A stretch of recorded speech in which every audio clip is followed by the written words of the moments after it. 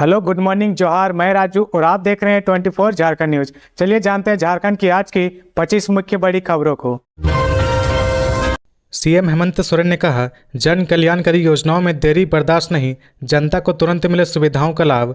मुख्यमंत्री हेमंत सोरेन ने बुधवार को मुख्यमंत्री आवासीय कार्यालय में विधि व्यवस्था, नई कल्याणकारी योजनाओं के क्रियान्वयन, झारखंड आरक्षी एवं झारखंड उत्पाद सिपाही प्रतियोगिता परीक्षा समेत चल रही अन्य नियुक्ति प्रक्रियाओं को लेकर वरीय पदाधिकारियों के साथ उच्च स्तरीय बैठक की। मुख्यमंत्री ने महत्वपूर्ण विषयों की समीक्षा करते हुए पदाधिकारियों को कई अहम निर्देश दिए। मुख्यमंत्री ने कहा कि राज्य में विधि व्यवस्था बनाए रखना राज्य सरकार की सर्वोच्च प्राथमिकता है। पूरे राज्य में भयमुक्त वातावरण बना रहे, इसके लिए अपराध और अपराधियों पर नियंत्रण के लिए सभी ठोस कदम उठाएं। उन्होंने कहा कि आपराधिक कांडों में शामिल अपराधियों की पहचान कर उनके खिलाफ कड़ी कार्रवाई करे। अपराध नियंत्रण की दिशा में कोई कोताही बर्दाश्त नहीं की जाएगी। मुख्यमंत्री ने आगामी पर्व त्योहारों के दौरान सुरक्षा व्यवस्था पुख्ता करने का निर्देश दिया। उन्होंने कहा कि पूर्व त्योहारों के दौरान वैसे असामाजिक तत्वों की विशेष निगरानी की व्यवस्था करे जो अशांति फैलाने की साजिश रचने की कोशिश करते हैं। मुख्यमंत्री ने कहा कि राज्य सरकार कई नई कल्याणकारी योजनाएं शुरू करने जा रही है। इसमें 21 से 50 वर्ष तक की महिलाओं को आर्थिक सहायता देने की एक महत्वपूर्ण योजना भी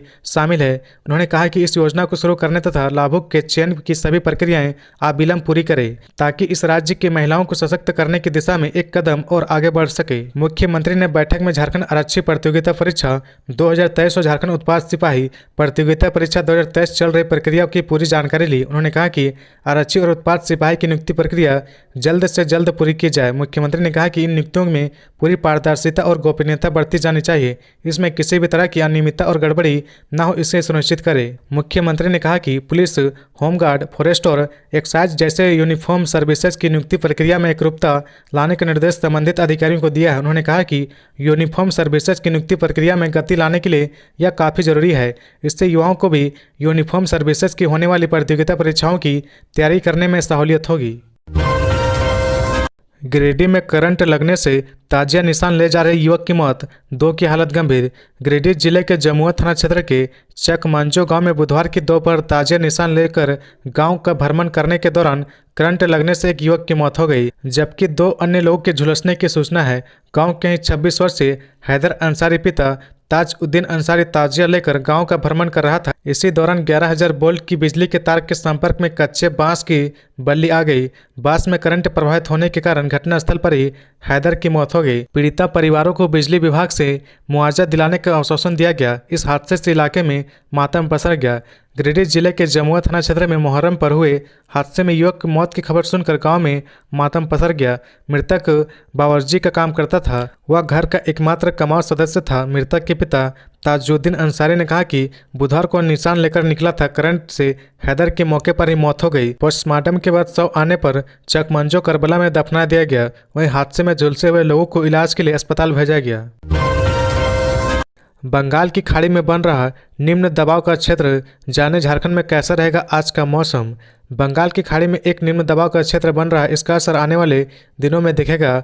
मौसम विभाग ने कहा कि मानसून टर्फ राजस्थान के जैसलमेर, कोटा, गुना, नरसिंहपुर, राजनांदगांव, कलिंगपट्टनम होते हुए बंगाल की खाड़ी की ओर बढ़ रहा है। यह अभी समुद्र तल से 1.5 किलोमीटर ऊपर है। 19 जुलाई तक बंगाल की खाड़ी में नया लो प्रेशर एरिया बनने का अनुमान है।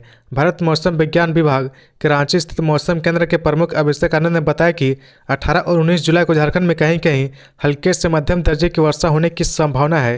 उन्होंने यह भी कहा कि अगले 3 दिन में अधिकतम तापमान में धीरे धीरे 2 से 3 डिग्री सेंटीग्रेड तक बढ़ सकता है। इसके बाद बारिश होगी और फिर तापमान में 2 से 3 डिग्री की गिरावट दर्ज की जाएगी। मौसम विज्ञान ने कहा कि 21 जुलाई को झारखंड के दक्षिणी पश्चिमी भागों में कहीं कहीं भारी बारिश हो सकती है। मौसम विभाग की ओर से इस संबंध में येलो अलर्ट जारी किया गया है। राज्य के दक्षिण पश्चिमी भाग में राजधानी रांची से सटे गुमला, खूंटी, सिमडेगा और पश्चिमी सिंहभूम जिले आते हैं। इन सभी 4 जिलों में भारी वर्षा की चेतावनी मौसम विभाग की ओर से दी गई है। खबरों में आगे बढ़ने से पहले अगर अभी तक आपने इस चैनल को सब्सक्राइब नहीं किया तो प्लीज सब्सक्राइब कर ले, जिससे झारखंड की हर छोटी सी बड़ी खबर की अपडेट आप तक पहुंचता रहे। 22 जुलाई से अनिश्चितकालीन हड़ताल पर जाएंगे मनरेगा कर्मचारी। राज्य के मनरेगा कर्मचारियों ने हड़ताल पर जाने की घोषणा की है। अपनी विभिन्न मांगों के समर्थन में वादा निभाओ अस्थायी करो अभियान के तहत 18 से 20 जुलाई तक सांकेतिक हड़ताल और 22 जुलाई से अनिश्चितकालीन हड़ताल पर जाने की घोषणा की है। झारखंड राज्य मनरेगा कर्मचारी संघ के प्रदेश अध्यक्ष जॉन पीटर बागे ने इसकी घोषणा करते हुए कहा कि इस हड़ताल की वजह से 25 लाख मजदूरों का मजदूरी भुगतान प्रभावित होगा और राज्य सरकार के द्वारा संचालित विभिन्न योजनाओं के कामकाज में प्रभावित हो जाएंगे। राज्य में संविदा पर करीब 6000 मनरेगा कर्मचारी हैं जो विभिन्न मांगों को लेकर लगातार आंदोलन करते रहे हैं। इनकी मांगों में सबसे प्रमुख मांग सेवा स्थायीकरण है, जिसको लेकर मुख्यमंत्री आवास घेराव से लेकर झामुमो केंद्रीय कार्यालय घेराव और जिला स्तर पर पिछले दिनों प्रदर्शन कर मुख्यमंत्री को कार्यक्रम के माध्यम से ज्ञापन भेजने का काम किया गया था। संघ के प्रदेश अध्यक्ष जॉन पीटर बागे ने कहा कि प्रस्तावित हड़ताल की सूचना मुख्यमंत्री, विभागीय मंत्री, प्रधान सचिव और मनरेगा आयुक्त को 20 दिन पूर्व दे दी गई है। इसके बावजूद हमारी मांगों पर कोई पहल नहीं की गई।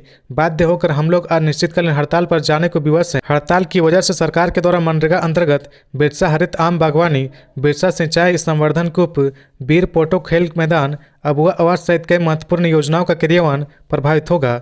राज्य सरकार के द्वारा मनरेगा कर्मचारी से प्रखंड स्तर पर संचालित सरकार की विभिन्न योजनाओं के तहत संविदा पर कर्मचारियों को रखा गया है, जो लंबे समय से कार्यरत हैं। समय समय पर अपनी विभिन्न मांगों को लेकर ये आंदोलन करते रहे। इनका कहना है कि पिछले विधानसभा चुनाव के दौरान जिस तरह से संविदा संवाद कार्यक्रम में आकर मनरेगा कर्मचारियों की सेवा स्थायी करने का खुले मंच में वादा किया गया था, उसे पूरा करने की जरूरत है। आज सरकार के 5 साल पूरे होने को, इसके बावजूद मनरेगा कर्मचारियों की मांग वैसी की वैसी है।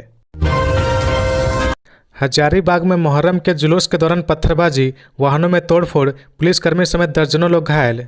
हजारीबाग जिले के बड़का गांव के नया टांड में 17 जुलाई को दोपहर 1 बजे मुहर्रम जुलूस के दौरान दो समुदाय बातों ही बातों में आपस में भिड़ गए। इसी बीच पत्थरबाजी हो गई। वहीं दूसरे के घरों में घुसकर मारपीट करने का भी मामला प्रकाश में आया है।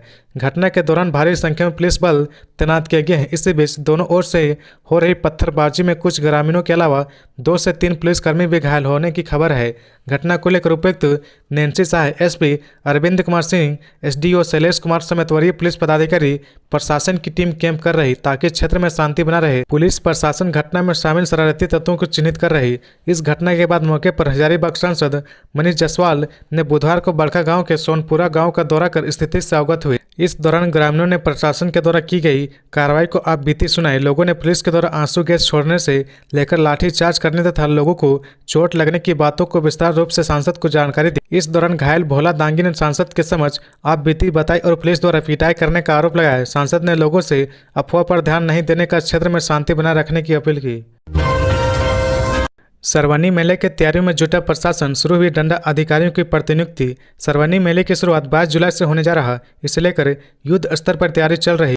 प्रशासन भी मेले में सुरक्षा को लेकर तैयारी में जुट गई है। सरवनी मेला में देवघर जिले को 12,000 अतिरिक्त पुलिस फोर्स मिले हैं। वहीं वासुकीनाथ में 3,000 अतिरिक्त सुरक्षा बल लगाए जाएंगे। इसके अलावा करीब 1,000 की संख्या में डीएसपी सहित इंस्पेक्टर, एसआई व एएसआई सरवनी मेला ड्यूटी में दोनों जगह रहेंगे। बता दें कि मेले में विधि व्यवस्था, संधारण, भीड़ एवं अपराध नियंत्रण की व्यवस्था सुनिश्चित करने के लिए झारखंड प्रशासनिक सेवा के प्रशिक्षु उप समाहर्ताओं की पोस्टिंग 18 जुलाई से 19 अगस्त तक की है। सभी पदाधिकारियों को कार्यपालक दंड अधिकारी की शक्ति प्रदान की गई है और वह उपायुक्त के अधीन रहेंगे। गोल्ड बॉन्ड और क्रिप्टो करेंसी में करते निवेश तो सावधान, सीआईडी झारखंड ने 2 साइबर अपराधियों को किया गिरफ्तार। अगर आप गोल्ड बॉन्ड और क्रिप्टो करेंसी में निवेश करते हैं तो आपको सावधान हो जाने की जरूरत है। दरअसल सीआईडी झारखंड ने एक बार फिर साइबर अपराधियों को गिरफ्तार करने में सफलता पाई है। उन्होंने 2 ऐसे ठगों को धर दबोचा है जो कि गोल्ड बॉन्ड और क्रिप्टो करेंसी में निवेश के नाम पर लोगों को चूना लगाते थे। पूछताछ में यह पता चला है कि दोनों अपराधी ने राज्य के 150 से 200 लोगों से तकरीबन 4 से 5 करोड़ रुपए की ठगी की है। उनके पास से 3 मोबाइल फोन और सिम कार्ड बरामद किया गया है। जांच एजेंसी ने उन दोनों के खिलाफ आईटी एक्ट के तहत विभिन्न धाराओं में मामला दर्ज कर लिया है। भुक्तभोगी की माने तो उन्हें शुरुआत में आरोपी शशि शंकर कुमार ने गोल्ड बॉन्ड में निवेश के नाम पर खूब लाभ पहुंचाया, जिसके बाद वे उस पर भरोसा करने लगा। इसी दौरान उनकी मुलाकात आरोपी के माध्यम से उनके मित्र अमित जायसवाल से हुई, जिन्होंने उसे क्रिप्टो करेंसी में निवेश पर अधिक पैसा कमाने का लालच दिया। इस प्रलोभन में आकर उसने ओरोपे की आधिकारिक वेबसाइट www.oropay.io पर निवेश करने लगा। आरोपियों ने आर्टिफिशियल इंटेलिजेंस की तकनीक के माध्यम से डाटा माइनिंग कर निवेश करने का प्रलोभन दिया। इसके बदले निवेश में 300% रिटर्न का आश्वासन भी मिला। हेमंत सोरेन सरकार ने मध्य अफ्रीका में फंसे झारखंड के 27 मजदूरों की सुरक्षित वापसी के लिए केंद्रीय प्राधिकरण से किया आग्रह। झारखंड के 27 मजदूर कामगार मध्य अफ्रीका में कैमरून में फंसे हुए हैं। उन्होंने केंद्र व राज्य सरकार से मदद की गुहार लगाई थी। झारखंड सरकार ने इस मामले में संज्ञान लेते हुए केंद्रीय प्राधिकरण को पत्र लिखा है और मजदूरों की सकुशल वतन वापसी के साथ बकाया भुगतान कराने का आग्रह किया गया है। राज्य के बोकारो, गिरिडीह और हजारीबाग के मजदूरों ने वीडियो जारी कर सुरक्षित वापसी कराने का आग्रह किया गया है। उन्होंने बताया कि 4 महीने से उन्हें मजदूरी नहीं दी जा रही, इससे खाने पीने का भी संकट हो गया है। झारखंड की हेमंत सोरेन सरकार ने विदेश मंत्रालय के अधीन विदेश जाने वाले भारतीय कामगारों के हितों की रक्षा के लिए जिम्मेदार प्राधिकरण से मध्य अफ्रीका में फंसे झारखंड के 27 कामगारों की सुरक्षित वापसी का आग्रह किया है। इसके लिए राज्य के श्रम, रोजगार, प्रशिक्षण एवं कौशल विकास विभाग के सचिव ने प्राधिकरण को पत्र लिखा है। झारखंड के श्रम, रोजगार, प्रशिक्षण एवं कौशल विकास विभाग के सचिव ने पत्र के जरिए प्राधिकरण को बताया कि श्रम, रोजगार, प्रशिक्षण एवं कौशल विकास विभाग के अंतर्गत संचालित राज्य प्रवासी नियंत्रण कक्ष को गिरिडीह, बोकारो के 27 कामगारों ने सूचित किया है कि वे सभी लार्सन एंड टूब्रो लिमिटेड, फेस gendarmerie express auditorium, Jean Paul 2, Cameroon, मध्य अमेरिका में विनायक कंस्ट्रक्शन प्रोजेक्ट पर 29 मार्च 2024 से काम कर रहे हैं। कामगारों ने बताया कि उनका भुगतान बकाया है और वे झारखंड लौटना चाहते हैं। इस संदर्भ में विभाग ने पत्र लिखकर कामगारों को उनका वैध बकाया सुनिश्चित करने और झारखंड सुरक्षित वापसी के लिए आवश्यक व्यवस्था करने का आग्रह किया है। कैमरून में फंसे कामगार हजारीबाग, गिरिडीह और बोकारो जिले के निवासी हैं। राज्य सरकार ने इस मामले में प्राधिकरण से सहयोग की मांगा है। झारखंड के सीएम हेमंत सोरेन बोले 21 से 50 वर्ष तक की महिलाओं को मिलेगा आर्थिक मदद। झारखंड के सीएम हेमंत सोरेन ने कहा कि राज्य में महिलाओं को सशक्त करने को लेकर जल्द ही एक नई कल्याणकारी योजना की शुरुआत की जाएगी। इसके तहत 21 से 50 वर्ष तक की महिलाओं को सरकार आर्थिक मदद करेगी। उन्होंने कहा कि विधि व्यवस्था बनाए रखना उनकी सर्वोच्च प्राथमिकता है। अपराधियों के खिलाफ कड़ी कार्रवाई करने का निर्देश दिया। उन्होंने नियुक्ति प्रक्रिया जल्द से जल्द पूरी करने को कहा। वे मुख्यमंत्री आवासीय कार्यालय में बुधवार को सीनियर अफसरों के साथ उच्च स्तरीय बैठक कर रहे थे। सीएम हेमंत ने पुलिस पदाधिकारियों से कहा कि अपराध नियंत्रण के लिए ठोस कदम उठाएं, अपराधियों के खिलाफ कड़ी कार्रवाई करें। पूर्व त्योहारों के दौरान सुरक्षा के पुख्ता इंतजाम करने का निर्देश अधिकारियों को दिया। उन्होंने कहा कि राज्य सरकार की नई कल्याणकारी योजनाओं के क्रियान्वयन को लेकर सभी प्रक्रियाएं जल्द से जल्द पूरी करें। झारखंड में विधि व्यवस्था बनाए रखना उनकी सर्वोच्च प्राथमिकता है। महिलाओं को सशक्त करने की दिशा में एक नई योजना की शुरुआत होने जा रही है। मुख्यमंत्री ने कहा कि राज्य में विधि व्यवस्था बनाए रखना राज्य सरकार की सर्वोच्च प्राथमिकता है। पूरे राज्य में भय मुक्त वातावरण बना रहे, इसके लिए अपराध और अपराधियों पर नियंत्रण के लिए सभी ठोस कदम उठाएं। उन्होंने कहा कि आपराधिक कांडों में शामिल अपराधी की पहचान कर उनके खिलाफ कड़ी कार्रवाई करें। अपराध नियंत्रण की दिशा में कोई कोताही बर्दाश्त नहीं की जाएगी। मुख्यमंत्री ने झारखंड आरक्षी प्रतियोगिता परीक्षा 2023 और झारखंड उत्पाद सिपाही प्रतियोगिता परीक्षा 2023 की पूरी जानकारी ली। उन्होंने कहा कि आरक्षी और उत्पाद सिपाही की नियुक्ति प्रक्रिया जल्द से जल्द पूरी की जाए। उन्होंने कहा कि इन नियुक्तियों में पूरी पारदर्शिता और गोपनीयता बरती जानी चाहिए। इसमें किसी भी तरह की अनियमितता और गड़बड़ी ना हो, इसे लेकर सुनिश्चित करें। शिवराज सिंह चौहान और हेमंत बिस्वा शर्मा ने झामुमो कांग्रेस पर बोला हमला। कहा युवाओं के साथ हुआ धोखा, नहीं दी गई नौकरियां। झारखंड में विधानसभा चुनाव के नजदीक आने से राज्य में बीजेपी, झामुमो और कांग्रेस के ऊपर हमलावर हो गई है। प्रतिदिन दोनों पार्टियों पर बीजेपी बयान दे रही है। इसी क्रम में अब केंद्रीय कृषि मंत्री और झारखंड के प्रभारी शिवराज सिंह चौहान ने झामुमो और कांग्रेस सरकार को आड़े हाथों लिया है। केंद्रीय मंत्री शिवराज सिंह चौहान ने कहा कि गठबंधन की सरकार ने झारखंड को बर्बाद करने में कोई कसर नहीं छोड़ी है। शिवराज सिंह चौहान ने कहा कि युवाओं से चुनाव में वादा किया गया था कि नौकरियां दी जाएगी या बेरोजगारों को भत्ता के रूप में 5 से 7 हज़ार रुपये दिए जाएंगे। महिलाओं को 2 हज़ार रुपये देने का वादा किया गया था, लेकिन उसमें भी सरकार नाकाम रही। विधानसभा में बीजेपी की तैयारियों पर बोलते हुए उन्होंने कहा कि राज्य में बीजेपी कार्यकर्ताओं में पूरा जोश है और वे चुनाव के लिए तैयार हैं। असम के मुख्यमंत्री और बीजेपी सह प्रभारी हेमंत बिस्वा शर्मा ने घुसपैठ के मुद्दे पर लगातार हमलावर है। उन्होंने कहा कि बांग्लादेशी घुसपैठिए पहले असम और पश्चिम बंगाल में प्रवेश करते थे और उसके बाद झारखंड, बिहार और छत्तीसगढ़ की ओर चले जाते हैं। उन्होंने झारखंड हाईकोर्ट के उस आदेश का जिक्र किया जिसमें घुसपैठियों को वापस भेजने को कहा गया था। हेमंत बिस्वा शर्मा ने कहा कि घुसपैठियों को बाहर निकालना राज्य सरकार की जिम्मेदारी है, न कि केंद्र सरकार की जिम्मेदारी है। अगर झामुमो और कांग्रेस की गठबंधन सरकार ऐसा करने में हाथ खड़े करती है तो उन्हें तुरंत कुर्सी छोड़ देना चाहिए और बीजेपी को करने देना चाहिए। हेमंत बिस्वा शर्मा ने आगे कहा कि घुसपैठियों का मुद्दा उनके लिए राजनीतिक मुद्दा नहीं बल्कि जीवन मरण का मुद्दा है। सैकड़ों भक्तों ने खींची रस्सी, रथ पर सवार होकर मुख्य मंदिर वापस लौटे भगवान जगन्नाथ। भगवान जगन्नाथ भाई बलराम व बहन सुभद्रा बुधवार को रथ पर सवार होकर मौसी बाड़ी से अपने धाम यानी जगन्नाथपुर मुख्य मंदिर लौट आए। 9 दिनों तक मौसी बाड़ी में विश्राम के बाद 10वें दिन भगवान जगन्नाथ बहन सुभद्रा और भाई बलराम के साथ रथ पर आरूढ़ होकर मुख्य मंदिर लौट आए। रथ मेले में लोगों ने जमकर खरीदारी की, महिलाओं ने घरेलू सामान खरीदा और बच्चों संग झूला का आनंद लिया। बुधवार की दोपहर 4 बजे सैकड़ों भक्त भगवान जगन्नाथ समेत सभी विग्रहों को रथ पर आरूढ़ कर रस्सी से खींचकर मुख्य मंदिर तक लाए। वहीं इस दौरान प्रशासनिक खेमा भी विधि व्यवस्था की मजबूती में तैनात नजर आया।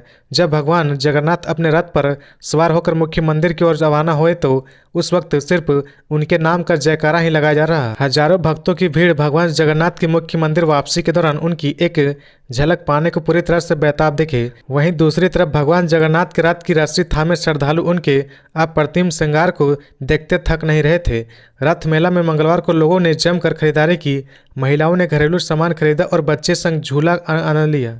तो ये थी आज की झारखंड की टॉप बड़ी खबरें। इसी तरह झारखंड की हर छोटी सी बड़ी खबर देखने के लिए आप हमारे चैनल 24 झारखंड न्यूज को सब्सक्राइब करके बेल आइकन प्रेस कर ले, जिससे झारखंड की हर छोटी सी बड़ी खबर की अपडेट आप तक पहुंचता रहे। तो आज के लिए बस इतना ही, हमें दीजिए इजाजत, फिर मिलते हैं नेक्स्ट न्यूज में।